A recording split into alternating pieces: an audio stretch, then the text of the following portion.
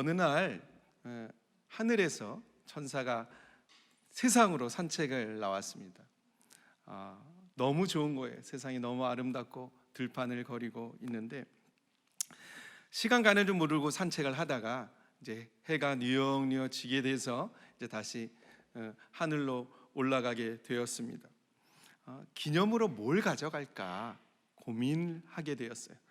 들판을 보니까 꽃이 피었는데 너무 아름다운 거예요. 저 꽃을 꺾어서 다발로 가져가야겠다 하고 이제 하늘로 올라가려고 하는데 시골집에 창문이 열려 있는 거예요. 근데 그 창문 안에 조그만 침대가 있는데 갓난 아이가 새근새근 자고 있는 거예요. 그 창문 틈으로 보는데 마침 그 아이가 새근새근 자면서 미소를 띠는 거예요. 천사가 이야, 저거는 이 꽃보다 저 미소가 너무 아름답다. 저것도 가져가야겠다. 그런데 바로 그때 그 아기의 엄마가 그 아기의 잠자는 그 볼에 입을 맞추는데 그 모습이 그 엄마의 천사잖아요. 그 엄마의 그 사랑이 넘쳐 흐르는 그 샘물이 되어서 흘러 넘쳐나는 그 사랑을 본 거예요. 야, 저건 정말 이 세상 무엇보다 더 아름답다. 저 엄마의 사랑도 가져가야겠다 하고 하늘로 올라갔습니다.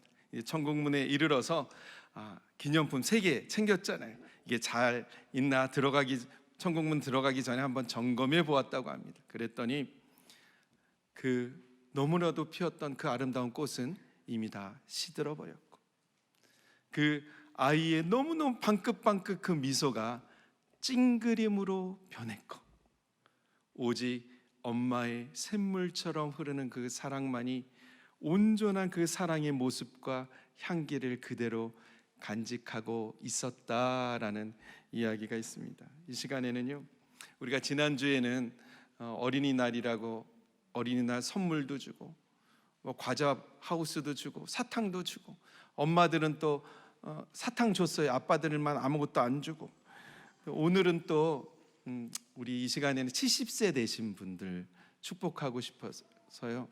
아빠들은 또 없어요.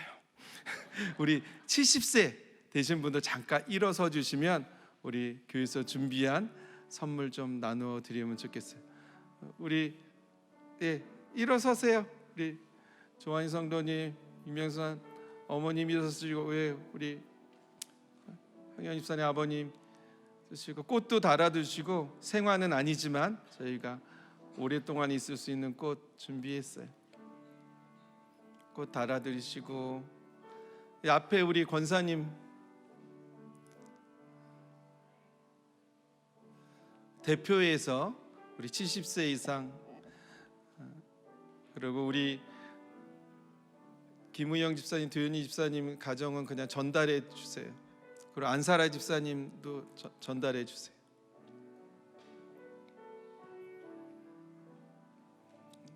집사님 예배 끝나고 꼭 갖고 가셔야 됩니다. 안사라 집사님도 꼭 갖고 가셔서 부모님께 전해 주시면 좋겠습니다. 우리 이 시간에는요, 이 나실제 이거는 제가 결단송으로 부를 거거든요. 이 시간에는 우리 기도하는 우리 어머님들 정말 평생을 가정을 위해 헌신하신 어머님 이렇게 감사의 박수 사랑합니다. 축복합니다. 그리고 우리 엄마 여러분께는 제가 그냥 대표해서 감사합니다.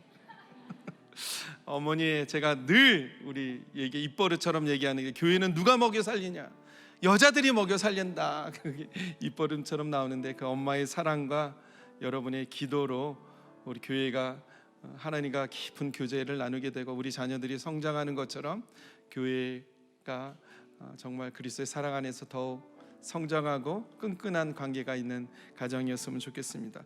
그래서 오늘 또 특별한 선물을 준비했어요. 우리 분이엘 중창단이 특성 준비했는데요. 분이 얼굴, 엘 하나님의 얼굴을 구하는 중창단, 바라는 중창단, 우리 귀한 특성으로 준비하셨는데 우리 박수로 환영하면 좋겠습니다.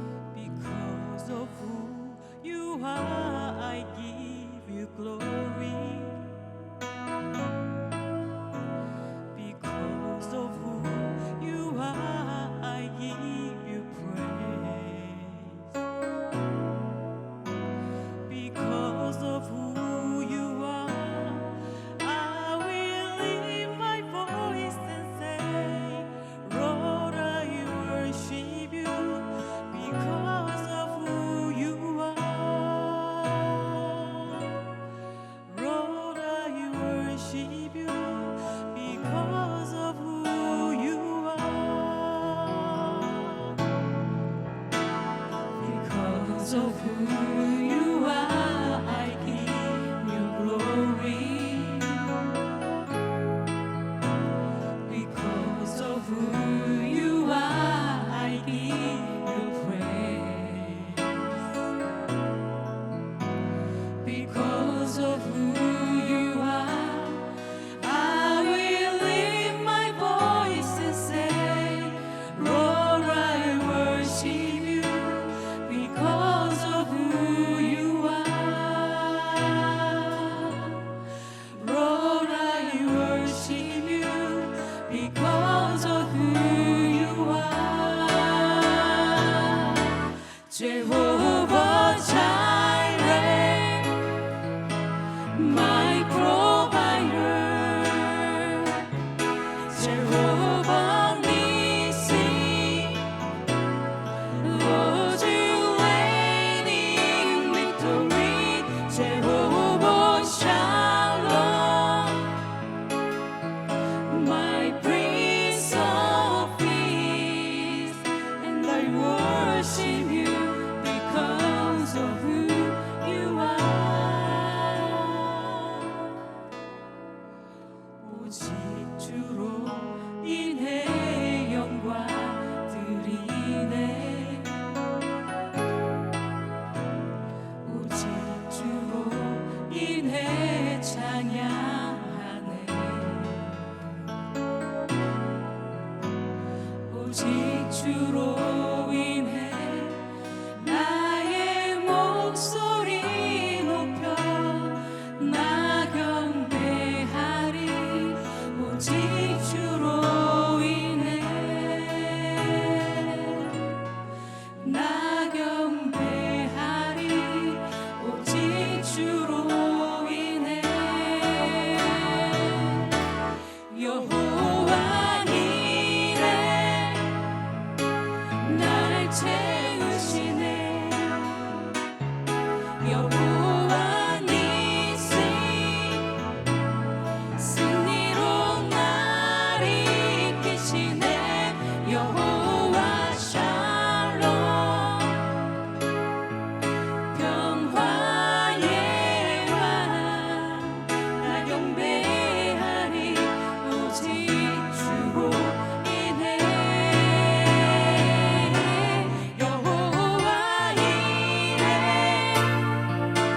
날 채우시네. 여호와 니시 승리로 날 이끄시네. 여호와 샬롬 평화의 왕 나 경배하리. 오직 주로 나 경배하리. 오직 주로 나 경배하리. 오직 주로 인해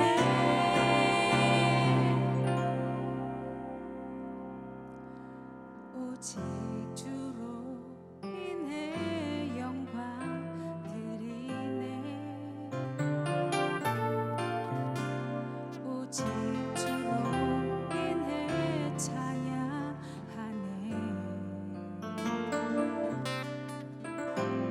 오직 주로 인해 나의 목소리 높여 나 경배하리. 오직 주로 인해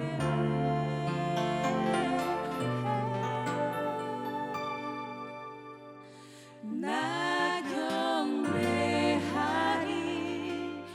오직 주로 인해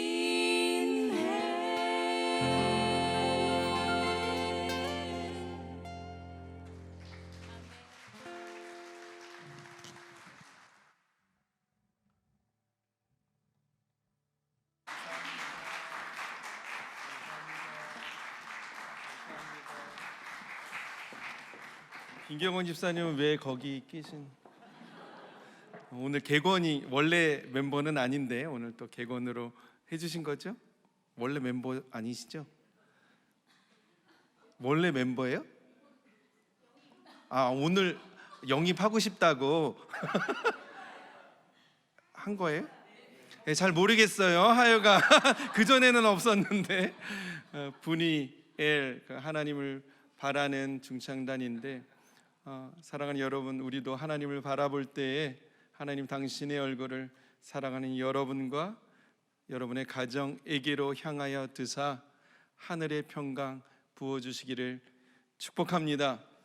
우리 지난주에 제가 용서와 징계라는 제목으로 말씀을 나눈 적이 있어요. 근데 오늘 제목이 용서와 징계 2. 지난주에도 막 징계에 대한 징계해야 된다 그런 이야기 나오는데 계속 조금 무거운 주제를 다루고 있는 것 같은데요. 다윗이 죄는 용서받았지만 그 징계는 안고 가야 된다, 그 말씀 나누었습니다. 하나님이 그 징계를 주시는 이유는 그 징계를 통해서 주님 바라보라고, 다른 데 바라보지 말고 딴 거 걱정하지 말고 주님을 바라보라고. 기억나시죠? 요한계시록 3장 15절 16절 말씀에 이런 말씀이 있습니다. 다 같이 읽어볼게요. 시작. 내가 내 행위를 아노니 내가 차지도 아니하고 뜨겁지도 아니하도다. 내가 차든지 뜨겁든지 하기를 원하노라. 내가 이것이 미지근하여 뜨겁지도 아니하고 차지도 아니하니 내 입에서 너를 토하여 버리. 내가 미지근하여 뜨겁지도 아니하고 차지도 아니하니 내 입에서 너를 토하여 버리리라. 무슨 말입니까? 이도 저도 아닌 게 제일 나쁘다.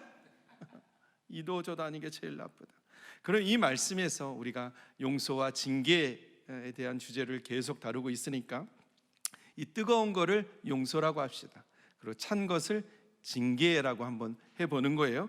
그리고 한번 읽어볼게요. 가로친 거는 읽지 마시고 용서와 징계로 다 같이요. 시작. 내가 내 행위를 아노니 내가 징계도 아니하고 용서도 아니하도다. 내게 징계든지 용서든지 하기를 원하노라. 내가 이것이 미지근하여 용서도 아니하고 징계도 아니하니 내 입에서 너를 토하여 버리리라. 왕관의 무게라는 말이 있죠. 왕의 주위에는 좋은 신하들이 많아요. 지혜롭고 경험 많은 신하들이 정말 많지만 결정은 왕이 한다는 것이죠. 그 결정에 대한 책임도 왕이 져야 합니다. 그러니까 그 책임이 무거울수록 왕이 무언가를 결정할 때 그 느끼는 압박감이라는 것은 정말 엄청날 거예요. 하지만 그것이 왕관의 무게입니다. 오늘 말씀은 다윗이 결정해야 할 때 결정하지 못해서 정말 큰 낭패를 보았다는 말씀이에요. 이도 저도 아닌 게 제일 나쁜데 아들 압살롬이 정말 엄청난 죄를 지었거든요. 다윗이 근데 그걸 다 보고도 용서도 아니고 징계도 아니, 이도 저도 아니었다라는 거예요. 오늘 본문에 주인공 세 사람이 등장해요. 첫째, 다윗의 아들 압살롬. 둘째, 다윗 왕. 셋째, 다윗의 군대 총사령관 요압. 첫째, 압살롬입니다. 압살롬에 대해서 오늘 함께 읽었는데 25절, 26절 말씀 같이요. 시작. 온 이스라엘 가운데서 압살롬 같이 아름다움으로 크게 칭찬받는 자가 없었으니 그는 발바닥부터 정수리까지 흠이 없음이라. 그의 머리털이 무거움으로 연말마다 깎았으며 그의 머리털 깎을 때에 그것을 달아본즉 그의 머리털이 왕의 저울로 200세겔이었더라. 압살롬이 온 이스라엘의 칭찬을 받는 것은 그 출중한 외모 때문이었습니다. 근데 한 가지 재미있는 것이 압살롬의 머리카락을 자랑해요. 1년에 한 번 머리카락을 잘랐는데 그 무게가 200세겔, 따져보니까 2kg가 조금 넘더라고요. 2.28인가 그래요. 어떤 사람이 조사를 했는데 1년에 남자가 머리를 자르면 한 500g 정도 나온대. 그러니까 2배가, 4배가 넘는 거죠. 왜 머리카락을 자랑하는가? 이 히브리인들이요, 이 머리카락이 힘과 용기를 상징한다고 믿었어요. 그리고 왜 이렇게 압살롬이, 그래도 말이 안 되잖아요. 아마 이런 또 주의가, 학자들이 기름을 바르잖아요. 왕의 자녀니까 기름을 많이 바르고 금가루도 막 이렇게 했다. 그래서 그게 무거운 것이 아닌가라는 추측도 있어요. 하여간 압살롬이 그 머리가 무겁다고 표현한 것은 압살롬은 힘과 용기가 다른 사람보다 탁월한 사람으로 보았다는 것입니다. 그 압살롬에게 아주 예쁜 여동생이 있었어요. 이름이 다말인데요. 그런데 이복형 다윗의 맏아들 암논이 자기 여동생을 흠모해요. 사랑에 빠져요. 그래서 겁탈해요. 그런데 겁탈하고 나서 헌신짝 버리듯이 버리고 맙니다. 그래서 자기 그 여동생이 쫓겨나와서 압살롬의 집에서 살게 된 거예요. 압살롬이 끔찍히 사랑하는 동생을 이복형이 겁탈하고 버렸으니 분노한 거죠. 압살롬이 2년 동안 치밀한 계획을 세워서 암논이 다윗의 맏아들이에요. 얼마나 이 세대가 큽니까? 2년 동안 치밀한 계획을 세워서 죽입니다. 그리고 구슬당으로 도망가요.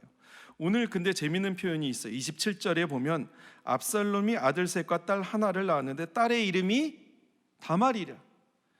압살롬이 자기 여동생을 너무 아꼈거든요. 그것을 기억하기 위해서 자기 딸을 똑같이 이름 다말이라 이름 붙인 거예요. 오늘 두 번째 주인공 소개합니다. 두 번째 주인공은 다윗 왕입니다. 다윗도 암논이 압살롬의 동생을 겁탈하고 압살롬이 그 분노를 못 이겨서 암논을 죽였잖아요. 그 정황을 다 알았기 때문에 압살롬의 마음을 이해했어요. 하지만 그렇다고 해서 그 형을 죽여버렸다면 이건 이야기가 전혀 다른 거잖아요. 다윗이 압살롬이 용서가 안 되는 거예요. 그런데 3년이란 시간이 지나고 말았어요. 세월이 약이라고 했던가요? 다윗이 아들 압살롬이 너무 그리운 거예요. 보고 싶은 거예요.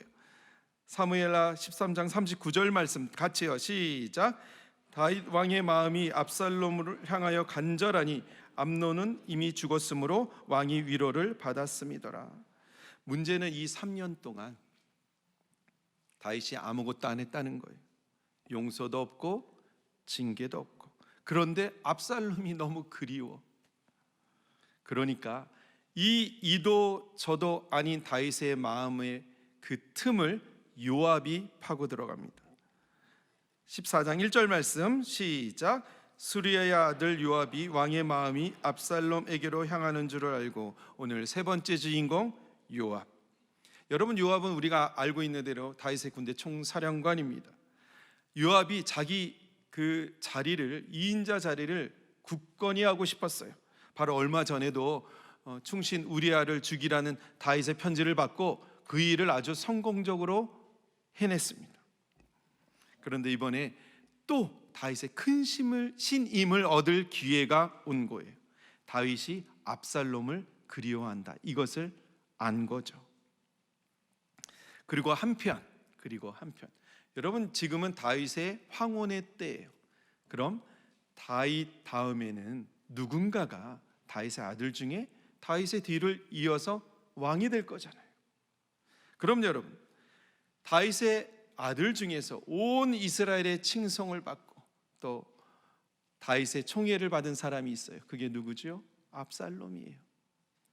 그런데 요압이 생각하기를 이제 내가 이번 것만 뭔가 잘하면 다윗에게 또 엄청난 신임을 받고 압살롬은 또 어마어마한 다윗의 왕위 쟁찬들의 유력한 사람이에요. 그 사람이 압살롬이 얼마나 고마워하겠어요. 이건 진짜 꼭 먹고 알 먹고 엄청난 기회가 온 거예요. 여러분, 만약에 진짜 요압이 뭔가 잘해서 압살롬과 그 다윗의 깨어진 부자 관계가 회복된다면, 요압이 다리를 잘 놔가지고 진짜 그 관계가 회복된다면 어떻게 되겠습니까? 지금 다윗의 정권인데 그 정권이 다음 정권 압살롬을 흐른다면 진짜 탄탄대로가 열리는 거예요.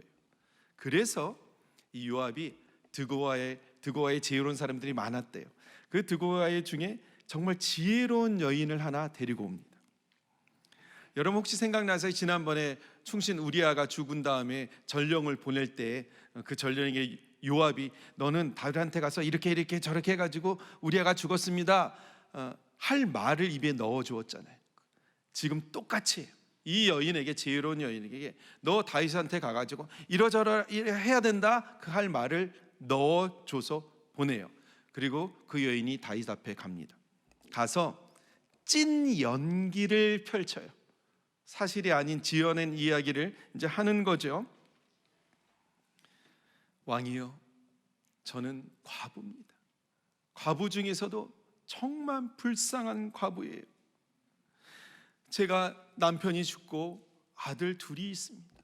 이 아들 둘은 제 전부예요. 그런데 이 아들 둘이 서로 싸우다가 한 아들이 다른 아들을 쳐 죽였습니다. 그런데 사람들이 다 일어나서 저를 핍박하기를 그 동생을 쳐 죽인 자를 우리가 심판하겠다, 그를 죽이겠다, 그래서 상속자를 끊겠다 하나이다. 왕이여, 남편 죽고 아들 죽고 이제 아들 하나 남았는데 사람들이 그 아들을 죽여 내 마지막 숯불을 끄려고 하나이다. 다윗이 이 이야기를 지금 지어낸 이야기죠. 이 이야기를 듣는데 너무 불쌍해. 그래서 왕의 이름의 맹세로 내가 그 아들 살려주겠다 합니다. 여러분 사실 이 여인이 지금 지어낸 이야기잖아요. 그 아들이 누구를 말하는 건가요? 압살롬. 그러니까 이 여인이 쐐기를 박습니다. 14장 13절 말씀 시작. 여인이 이르되 그러면 어찌하여 왕께서 하나님의 백성에게 대하여 이 같은 생각을 하셨나이까? 이 말씀을 하심으로 왕께서 죄 있는 사람같이 되심은 그 내쫓긴 자를 왕께서 집으로 돌아오게 하지 아니하심이니이다. 이제 아예 대놓고 내쫓긴 자를 돌아오게 하라 하는 거예요. 그 내쫓긴 자가 지금 누구죠? 압살롬. 그제야 다윗이 눈치를 챕니다. 너 지금 이 모든 일에 요압이 함께 하였느냐? 여인이 깜짝 놀랐죠. 네 왕이여, 요압이 저에게 할 말을 넣어 주었습니다. 그러니까 이 다윗이 요압을 부릅니다. 요압을 불러서 하는 말이 내가 왜 이런 연기를 하느냐? 호통을 칠 줄 알았는데 뭐라고 하는지 함께 볼게요. 14장 21절 시작. 왕이 요압에게 이르되 내가 이 일을 허락하였으니 가서 청년 압살롬을 데려오라 하니라. 그래서 그슬 땅에서 3년을 숨어 살다가 예루살렘으로 옵니다. 그런데 압살롬이 막상 오니까 다윗이 어떻게 하나 보세요. 24절 시작.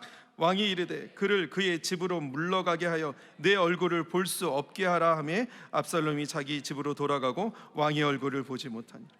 여러분 압살롬이 3년을 그슬 땅에 숨어 살았어요. 유배 생활한 거죠. 그렇게 살고 있는데 아버지가 그래 이만 됐다 돌아오라고 해서 돌아온 거예요. 그러면 그 말 뜻이 뭔 거예요? 이제 그만 됐다, 내가 너 용서한다, 그 뜻 아닙니까? 그래서 막상 왔는데 뭐라 그래요? 내 얼굴을 볼 수 없게 하라. 이게 뭡니까 도대체? 이게 뭐예요? 용서하든지 징계하든지 다윗이 지금 하는 일이 이게 도대체 뭐냐 말이에요. 그런데 한편 다윗의 마음이 아주 이해가 안 가는 건 아니에요.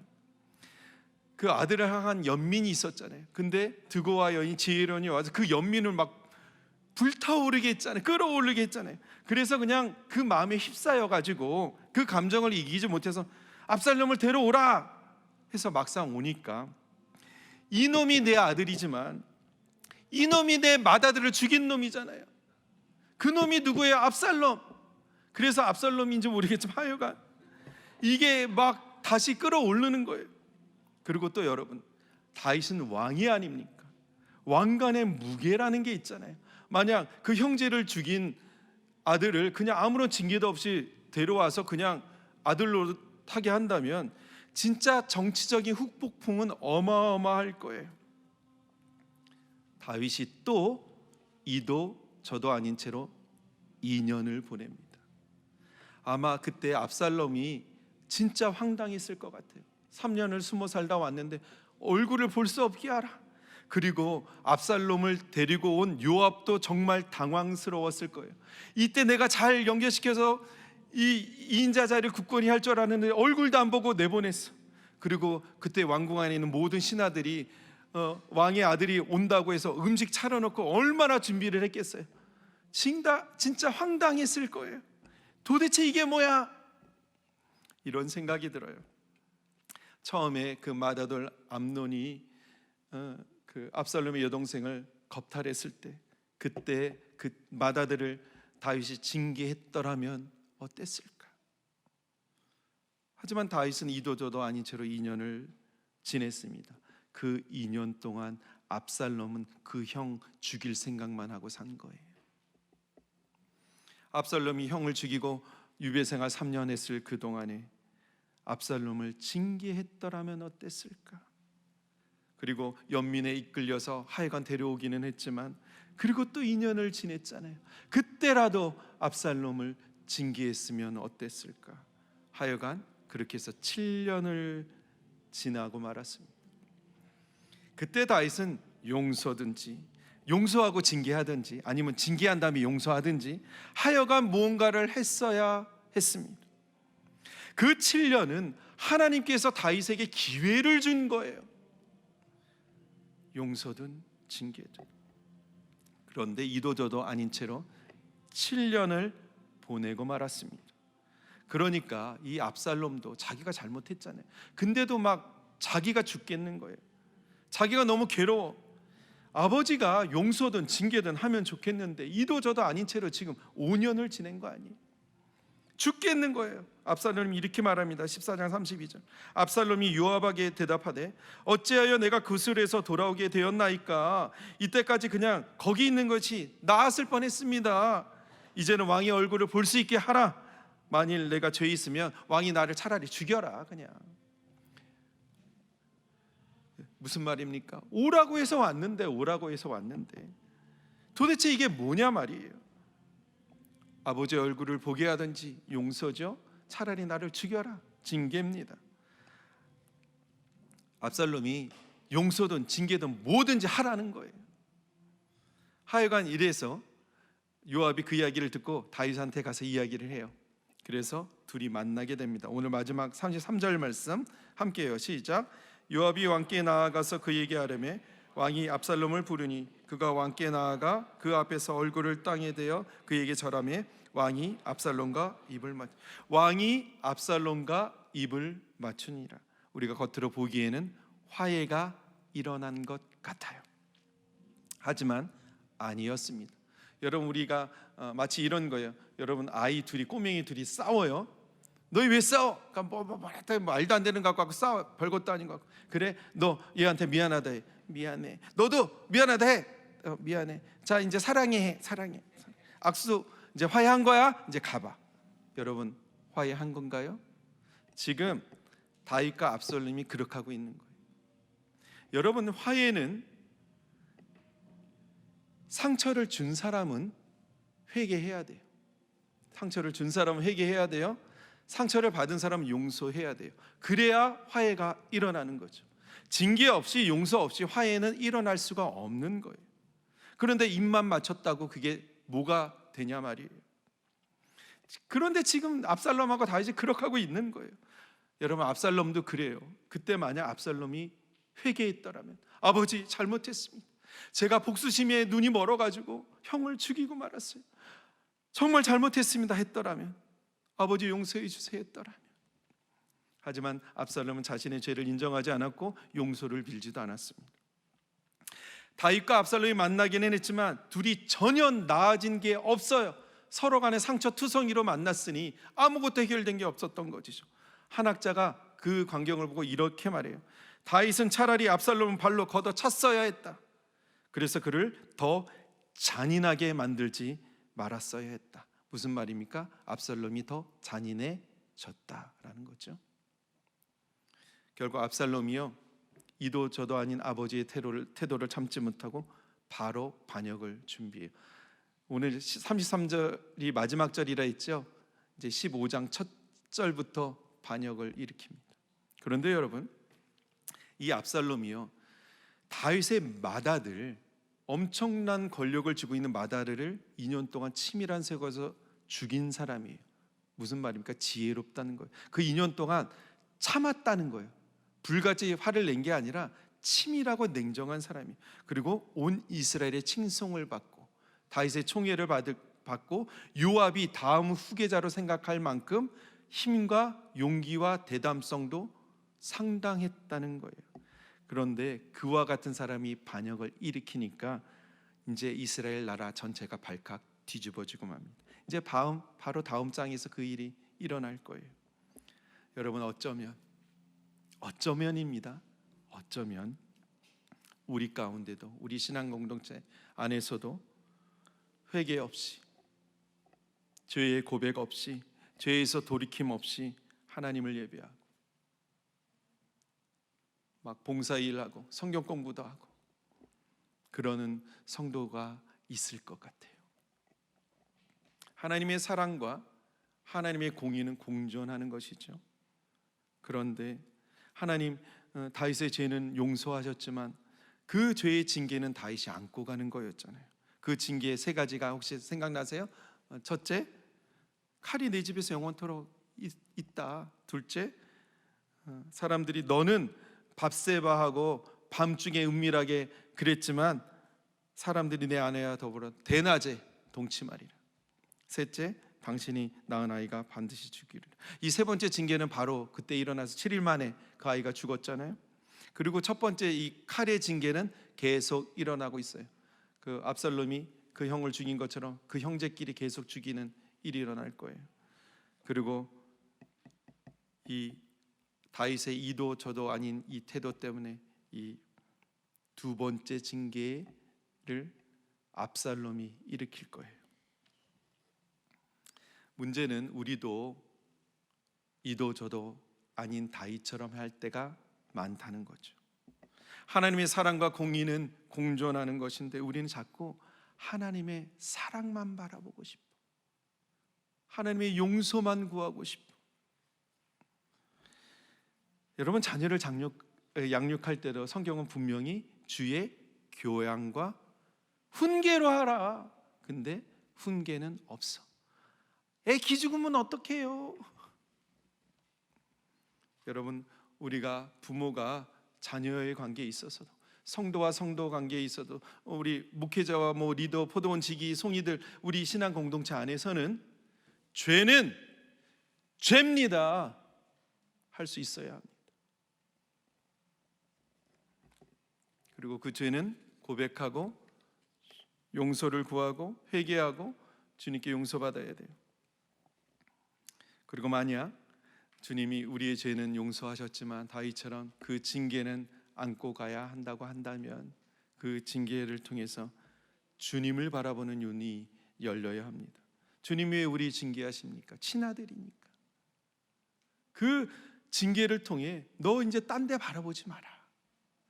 딴 데 의지하지 말아라. 나만 바라봐라. 그거 아닙니까? 회복은 그 다음에 받는 거예요. 근데 우리는 무조건 못 참아. 애 둘이 싸우면 그게 힘들잖아요. 자, 미안하다 해. 너도 해. 사랑해. 그게 뭐가 이루어진 건데? 다윗은 용서든 징계든 무언가를 할 수 있는 시간과 기회가 여러 번이 있었어요. 하지만 다윗이 어떻게 했나요? 암논이 압살롬의 그 누이를 성폭했을 때 그때 2년 동안 아무것도 하지 않았어요. 드디어 사건이 터졌죠. 압살롬이 그 형을 죽여버렸잖아요. 그리고 도망갔어요. 그 이후에 3년 동안 아무것도 하지 않았어요.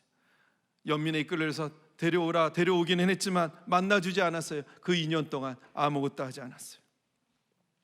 여러분, 왕이 결정해야 할 때, 부모가 결정해야 할 때, 여러분의 공동체에서 결정해야 할 때 아무것도 결정하지 않는 것이 제일 나쁜 결정입니다. 이도 저도 아닌 게 제일 나쁜 거라니까요. 한 어린아이가 있었습니다. 이 어린아이가 학교에서 하루는 친구 새 공책을 훔쳐왔어요.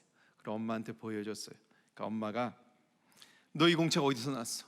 이거 누구 거니? 묻지 않았습니다. 그냥 잘했다고 칭찬해 줬어요. 다음에는 친구의 망토를 훔쳐왔습니다. 엄마는 쓸모있고 좋은 것을 가져왔다고 칭찬해 주었습니다. 아이는 기분이 무척 좋았습니다. 아이는 자꾸만 남의 물건에 손을 대기 시작했고 점점 과감해졌습니다. 죄책감은 전혀 없었고 어느덧 청년으로 성장했습니다. 그러면서 오히려 더 큰 칭찬을 받으려면 더 좋고 더 값나가는 물건을 훔쳐야 했습니다. 청년이 된 그는 어느 날 큰 부잣집에 가서 도둑질을 하다가 붙들리고 말았습니다. 청년은 자신의 죄를 전혀 뉘우치는 기색이 없었어요. 결국 사형 선고를 받았습니다. 옛날은 교수형 하면 중앙 광장 같은 데서 교수형을 했죠. 사형이 집행되는 날 끌려가는 거예요. 그 뒤에서 엄마가 목을 놓아 울면서 아들의 뒤를 따라갑니다. 아들이 누가 이렇게 오나 봤더니 자기 엄마인 거예요. 사형 집행인에게 저기 내가 마지막으로 어머니와 이야기를 나눌 수 있는 짧은 시간을 허락해 주십시오. 사형 집행인이 어머니를 부릅니다. 당신 아들이 할 말이 있다고 하니 가보시오. 어머니는 아들이 마지막으로 무슨 이야기를 하는가 그 얼굴을 가까이 대었습니다. 그러자 아들이 어머니의 귀를 물어 뜯었습니다. 피가 낭자하게 퍼지고 사람들이 다 경악했어요. 그때 이 아들이 큰 소리를 외칩니다. 이게 다 엄마 때문이에요. 엄마가 내가 어렸을 때 공채 검쳐왔을 때 그때 왜 혼내지 않았습니까? 칭찬이 말이 됩니다. 누가 어느 엄마가 도둑질한 것을 칭찬하는 엄마가 어디 있단 말입니까? 저는 어머니가 너무 원망스러워요. 이솝 우화에 나오는 이야기입니다. 우리 엄마 여러분, 아이가 어떤 죄를 지어도 용서하셔야죠. 용서해야죠. 아이 기살려주는 거 좋아요. 하지만 그렇다고 그 징계도 용서하시면 안 됩니다.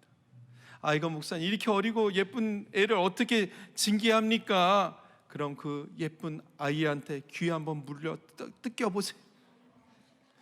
그러면 그때는 늦는 거예요. 그때는 늦는 거예요. 오늘 세 사람이 주인공 봤어요. 첫째, 회개는 없고 아버지의 태도에 불만을 품은 압살롬. 둘째, 용서도 징계도 흘러내지 못한 다윗. 이것도 정말 큰 문제지만 다윗에게 더 큰 문제가 있었습니다. 여러분 오늘 14장 전체 말씀을 보면 하나님이란 단어가 한 번도 나오지 않아요. 다윗 왕이란 이름도 안 나요. 그냥 왕이라고 나와요. 다윗이 하나님을 찾지 않았어요. 이 문제를 놓고 하나님께 기도하지 않았어요. 그냥 왕으로서 일을 한 거예요.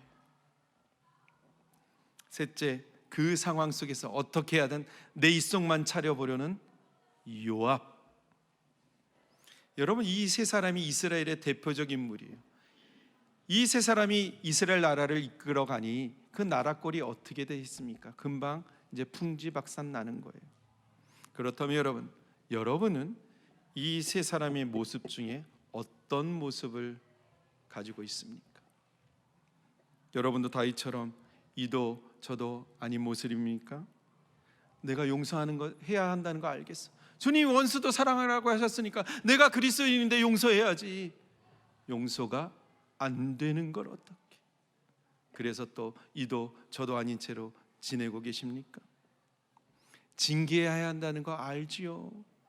근데 좀 그래. 내가 어떻게 무슨 징계를 해요?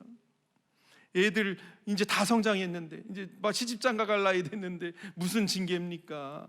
이렇게 작고 예쁜 애를 어떻게 징계합니까? 귀 물어 뜯겨봐야 된다니까요. 하나님 순종하는 거 알지요. 근데 순종하려는데 너무 아까워. 너무 시간이 없어. 내가 너무 바빠.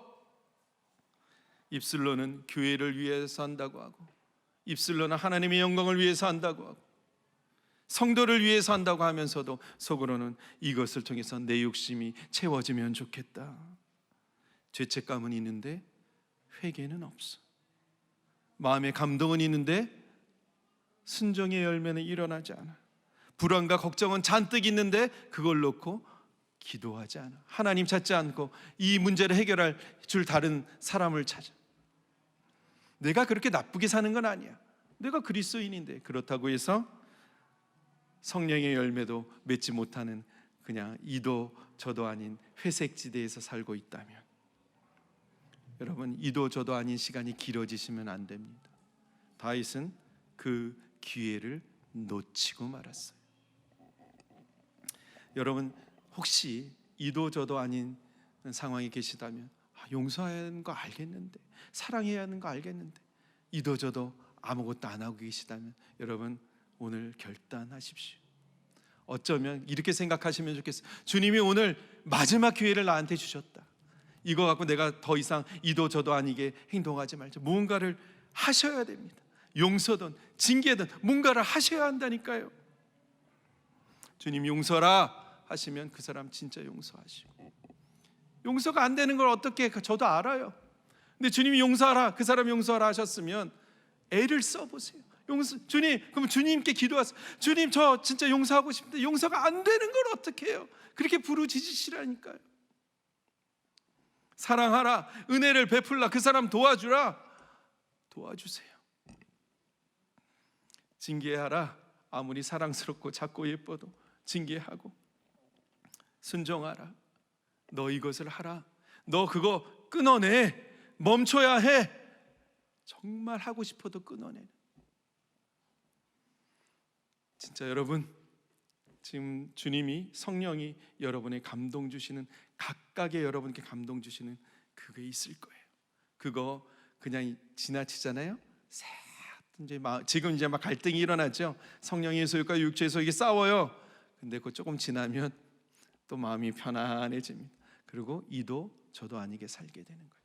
여러분, 이거 길어지면 안 됩니다. 그냥 오늘 주님이 마지막 기회 주신다고 생각하세요. 주님, 제가 이 붙들겠습니다. 주님, 이거 저에게 감동 주셨는데 제가 순종하겠습니다. 정말 그렇게 하시기를 주님의 이름으로 축복합니다. 사실 마지막 성으로 어머니의 마음 부르고자 했거든요. 나실제 괴로움, 그냥 제가 한 절만 읽어드리고 축도하고 마칠게요. 시간이 좀 많이 가서. 제가 불러드린다고 생각하세요, 우리 어머님들. 나실제 괴로움 다 잊으시고, 기르실 제 밤낮으로 애쓰는 마음, 진자리 마른 자리 갈아넣으시며 손발이 다닳도록 고생하시네. 하늘 아래 그 무엇이 넓다 하리요, 어머니의 희생은 가히 없어라. 사람의 마음속엔 온가지 소원, 어머니의 마음속엔 오직 한 가지.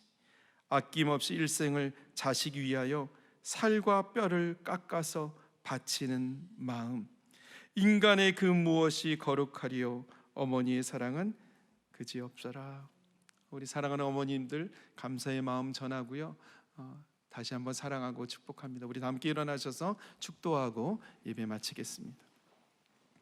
지금은 우리 주 예수 그리스도의 은혜와 한이 없으신 하나님의 크신 사랑과 성령 하나님께서 임재하셔서 교통하시고 감동 주심이, 이제 주님께서 나에게 감동 주시는 것, 그 말씀 붙잡고 이제 결단하기로 작정하는 사랑하는 지체들과 그 가정과 행사와 범사위, 그들의 일터 위에 이제부터 영원토록 함께 하시기를 간절히 축원하옵나이다. 아멘.